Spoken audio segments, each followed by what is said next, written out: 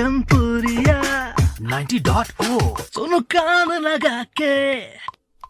नमस्कार, आप सुन रहे रेडियो कनपुरिया 90.0 FM। मैं हूं अतिशय। तो हमारा कार्यक्रम स्वास्थ्य बाण, इसके अंतर्गत आज हम आए हैं मट्टू मेडिकेयर प्राइवेट लिमिटेड। तो आज हमारे साथ है डॉक्टर प्रदीप मट्टू। तो डॉक्टर साहब, बस स्वागत बहुत बहुत। हाँ, नमस्कार। आपसे पूछना चाहते हैं कि कोविड-19 का जो खतरा है वो अभी भी बना हुआ है, तो जो लोगों की लापरवाही है, क्या ये फिर से भयानक रूप ले सकते हैं जैसे 2 साल या 1 साल पहले लिए थे? देखिए, कोविड एक ऐसी बीमारी अब बन गई है जो हमारे साथ काफ़ी लंबे समय तक चलेगी। जैसे फ्लू है, सीजनल जुकाम खांसी है, उसी तरीके की बीमारी बन के कोविड हमारे साथ अभी काफ़ी देर तक रहने वाला है। लेकिन जिस तरह के प्रकोप की आप बात कर रहे हैं, जो एक बहुत ज़्यादा एक ही समय में बहुत ज़्यादा संक्रमण के साथ कोविड सामने आए, उसका खतरा अभी भी है। लेकिन अब वो परिस्थिति नहीं रही है जो शायद 2-2.5 साल पहले थी। 2.5 साल पहले जब ये वायरस आया था तो उस समय इस वायरस के बारे में एक तो जानकारी कम थी, और दूसरा इस वायरस से लड़ने की शक्ति किसी के अंदर भी नहीं थी। नया वायरस था, इम्यूनिटी बिल्कुल नहीं थी। तो इसीलिए उस वक्त ये वायरस एक विकराल रूप से सामने आया। अब स्थिति बदल गई है। अपनी कंट्री को ही ले लें तो अब काफ़ी मात्रा में जो पॉपुलेशन है वो इम्यूनाइज हो गई है, उनको वैक्सीन लग गया है।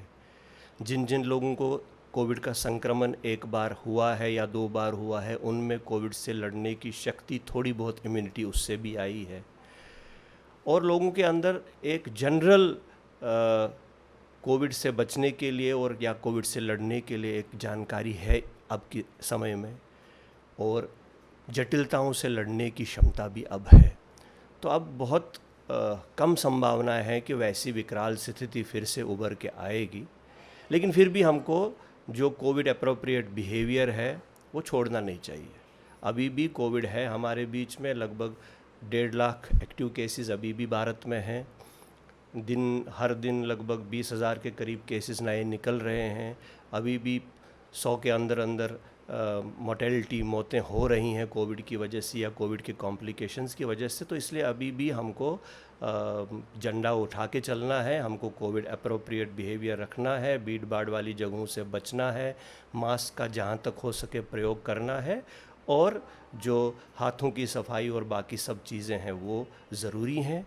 और सबसे ज़्यादा ज़रूरी ये है कि हम जितने भी लोग अभी भी बचे हैं जिन्होंने वैक्सीनेशन नहीं करवाया है, वो वैक्सीनेशन करवाएं। और जैसे जैसे सरकार की तरफ से गाइडलाइंस आएँ, छोटे बच्चों को भी वैक्सीन लगाने की, छोटे बच्चों को भी वैक्सीन लगाएं। जिस किसी को भी कोविड के लक्षण दिखें, जैसे खांसी है, जुकाम है, बुखार है, उसको तुरंत चाहिए कि अपने आप को 2-3 दिन के लिए अलग करे। अगर 2-3 दिन में उसका बुखार, खांसी, जुकाम ठीक नहीं होता है तो अपनी जांच कराएं। कोविड पॉजिटिव आने पे और 5 से 7 दिन अलग रहें, और स्पेशली उन लोगों से अलग रहें जिनमें कोविड की जटिलताएं होने की संभावना ज़्यादा है, जैसे कि बिल्कुल छोटे बच्चे और घर में रहने वाले बुज़ुर्ग। तो सर, जैसा कि पहली डोज लगवा ली हमने, दूसरी डोज भी लगवा ली, अब बूस्टर डोज करके एक डोज आई है, तो इसके बारे में क्या बताना चाहेंगे? देखिए, वैक्सीनेशन एक ऐसी चीज़ है जो, कई सारे वैक्सीन ऐसे हैं जो एक बार लगाए जाते हैं तो उम्र भर के लिए हमको इम्यूनिटी प्रदान करते हैं, रोग से लड़ने की क्षमता प्रदान करते हैं। लेकिन ज़्यादातर जो वैक्सीन हैं आज की तारीख में, उनका एक पर्टिकुलर पीरियड होता है। वो पर्टिकुलर पीरियड तक इम्यूनिटी शरीर में पैदा करते हैं, रोग से बचाने की क्षमता देते हैं। उसके बाद वो इम्यूनिटी, रोग से लड़ने की क्षमता धीरे धीरे कम होती है। तो इसीलिए कोविड के जो शुरुआत में आपने देखा 2 डोज सबको लगाए गए, किसी को 1 महीने के अंदर, किसी को 2 महीने के अंदर, कुछ लोगों को 6 महीने के अंदर। वैक्सीन के तरीके, जो टाइप है वैक्सीन, उसको आधारित रख के। लेकिन देखा गया है स्टडीज़ में कि 2 डोज लगने के बाद भी धीरे धीरे रोग से लड़ने की क्षमता, इम्यूनिटी कम हो जाती है। और इसीलिए सरकार की तरफ से अब, जैसे अभी सिर्फ हाई रिस्क ग्रुप्स और एडल्ट्स के लिए एक जो है बूस्टर डोज़ की प्रावधान है, वो लगाना चाहिए। धीरे धीरे सब लोगों के लिए बूस्टर डोज उपलब्ध होगा तो बूस्टर डोज लगाना अनिवार्य है, क्योंकि ये जो इम्यूनिटी वैक्सीन देता है ये लाइफ लॉन्ग नहीं। और वैक्सीनेशन से जुड़ी कई अफवाहें भी फैली हैं, जैसे गर्भवती महिलाओं के लिए, बच्चों के लिए, तो इस पर आप क्या बताना चाहेंगे? देखिए, वैक्सीनेशन अब लगभग 2 साल से पूरे विश्व में लगाया जा रहा है और वैक्सीनेशन से होने वाली जटिलताएं देखी गई हैं, बहुत ज़्यादा नहीं है। By and large COVID vaccine जो है, पाया गया है कि ये सेफ़ वैक्सीन है। इससे होने वाले बहुत ज़्यादा कोई खतरे सामने नहीं आए हैं। बहुत कम, लाखों में एक केस को कभी कभी एलर्जी या इस तरह की कोई दुर्घटना हो जाती है, वो तो सब वैक्सीन से होती है। लेकिन जहाँ तक अभी तक की एक्सपीरियंस है, ये वायरस बिल्कुल सेफ़ है, बहुत कम इससे जटिलताएं पैदा होती हैं और इफ़ेक्टिव है, गंभीर रोग से बचाता है। अभी तक हमारे देश में 12 साल से ऊपर के बच्चों के लिए ही उपलब्ध कराया गया है, लेकिन उनमें भी देखा गया है कि इसकी सेफ्टी बहुत अच्छी है। गर्भवती महिलाओं के लिए अनिवार्य तो नहीं है, लेकिन लगाना चाहिए, साइड इफ़ेक्ट नहीं होते, स्पेशली पहले 3 महीने के बाद। तो जैसा कि बारिश का मौसम आ गया है, तो इसमें बीमारियां काफ़ी आती हैं, तो लोगों के लिए कुछ बचाव के सुझाव या उनके लिए टिप्स आप क्या देना चाहिए? देखिए, बारिश का मौसम एक तरफ से तो बहुत अच्छा होता है, क्योंकि गर्मी से निजात दिलाता है और हमारी धरती में पानी की कमी है उसको पूरा कर लेता है। लेकिन बारिश का मौसम अपने साथ कई सारी समस्याएं भी लेके आता है। ह्यूमिडिटी के कारण, जलभराव के कारण और मौसम में तब्दीली के कारण कई सारे रोग बारिश के मौसम में ही देखे जाते हैं। अगर हम बच्चों की बात करें तो बच्चों में स्किन के संबंधित काफ़ी रोग इस बारिश के मौसम में पाए जाते हैं। दाने निकलते हैं, रैशेस निकलते हैं, फोड़े हो जाते हैं। तो ज़रूरी है कि इस तरह के रोग से बचने के लिए हम साफ़ सफाई रखें, बार बार नहलाएं, बच्चों को ठंडे में रखें, पानी खूब मात्रा में पिलाएं और जहाँ तक हो सके कॉटन के कपड़े पहनाएं, तो उससे स्किन संबंधी रोग होने की संभावना कम हो जाती है। इसके अलावा इस मौसम में सभी प्रकार के वायरसेस और सभी प्रकार के बैक्टीरिया जो है वो भी तीव्र हो जाते हैं। तो इसलिए वायरल बीमारियां और बैक्टीरियल बीमारियां, स्पेशली पेट से संबंधित बीमारियां, श्वास से संबंधित बीमारियां भी इस बरसात के मौसम में बढ़ जाती हैं। तो इसके लिए भी बहुत ज़रूरी है कि जहाँ तक हो सके हम लोग साफ़ सफाई रखें, घर के अंदर, घर के बाहर साफ़ सफाई रखें और बाज़ार की चीज़ें जो खुले में पड़ी होती हैं उनको नहीं खाएं। बाहर का खाना भी है तो ऐसी जगहों से खाएं जहाँ पे साफ़ सफाई का ध्यान रखा जाता है। और एडिक्वेट मात्रा में पानी पीना बहुत ही अनिवार्य है बरसात के मौसम में, क्योंकि पसीना बहुत निकलता है। पानी की कमी होने के कारण भी शरीर में जटिलताएं पैदा हो सकती हैं।